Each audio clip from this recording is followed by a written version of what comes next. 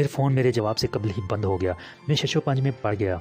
एक तरफ Elizabeth Taylor से ज़्यादा हसीन और पुरकशिश हसीना की कुर्ब की सदाबहार आरज़ू थी, दूसरी तरफ बहुत से सवालात का जवाब मिलने की उम्मीद थी और उस पुरस्कार शख्स से मिलकर वो हालात जानने की ख्वाहिश थी जिनसे मुझे अमदन बेखबर रखा गया था। हस्ब मामूल मैंने सैयद मोहसिन रज़ा से रुजू किया। हम दोनों एक दूसरे के मुशीर आला भी थे, मावन व मुहाफ़िज़ भी थे, नासिह भी थे, गम गुसार भी थे और बकौल शायर हम पेशा हुआ, हम मशरब व हम राज।